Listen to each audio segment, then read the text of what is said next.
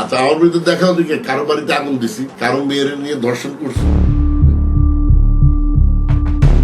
বিএনপির হেভিওয়েট নেতা সালাউদ্দিন কাদের চৌধুরী মৃত্যুর কয়েক ঘন্টা আগে ছেলে ও স্ত্রীকে বলেছিলেন, আজকে আমাকে হত্যা করা হবে, তোমাদের কাছে আমার শেষ অনুরোধ, তোমরা আমার লাশটাকে রাঙ্গুনিয়াতে দাফন করবে, রাউজানে নয়।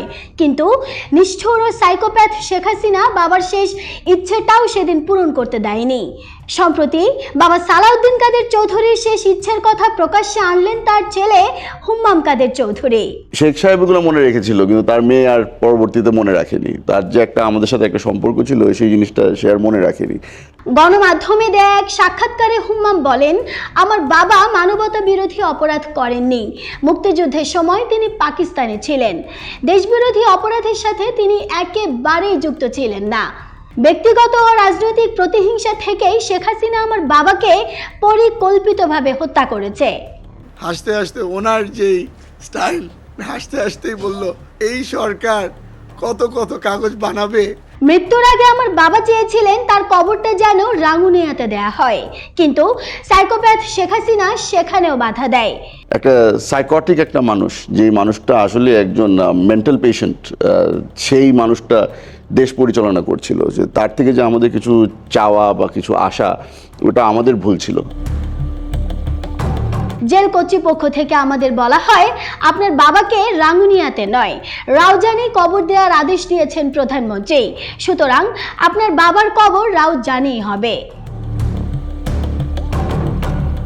কান্নাজড়িত কণ্ঠে হুম্মাম ওই সাক্ষাৎকারে আরো জানান, শেখ হাসিনার বাবা শেখ মুজিবের সাথে আমাদের পারিবারিক একটা সম্পর্ক ছিল।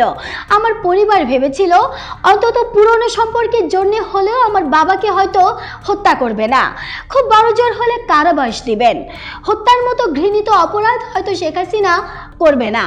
কিন্তু না, আমাদের সমস্ত আশাকে ম্লান করে দিয়ে সেদিন শেখ হাসিনার নির্দেশে আব্বাকে হত্যা করা হয়। হত্যার কিছুক্ষণ আগে আব্বার সাথে সাক্ষাৎ করতে গেলে আব্বা আমার স্ত্রীকে বলেন, আমার রাজনৈতিক জীবনের সঙ্গী ছিলেন আমার স্ত্রী, মানে তোমার শাশুড়ি, তিনি আমাকে সবকিছুতে উৎসাহ দিতেন, তুমিও আমার সন্তান হুম্মামকে উৎসাহ দিবে এবং অনুপ্রেরণা দিয়ে পাশে থাকবে, যাতে ও ব্যক্তি জীবনে এবং রাজনৈতিক জীবনে সফল হয়। সব থেকে কষ্ট লেগেছিল এটা ভেবে আমার বাবাকে হত্যা করা হচ্ছে, আমার বাবাকে মেরে ফেলা হচ্ছে, আর সেটা আমার বাবা নিজেই জানেন। এর থেকে বড় কষ্ট আমাদের জীবনে আর কিছু নেই। এরকম কষ্ট, এরকম পরিস্থিতি যেন মানুষের জীবনে কখনো না আসে। আমার বাবার হয়তো রাজনৈতিক ভুল থাকতে পারে, মানুষ মাত্রই ভুল, কিন্তু হত্যা করার মতো কি কোনো ভুল আমার বাবা করেছিলেন? এরকম নারকীয় কাজ শুধুমাত্র শেখ হাসিনার পক্ষেই করা সম্ভব। আমার কাছে মনে হয় সে একজন সম্পূর্ণ সাইকোপ্যাথ, তার মানসিক সমস্যা আছে, আর মানসিক সমস্যা থেকেই সে এরকম ঘৃণিত একটা হত্যাকাণ্ড ঘটিয়েছে।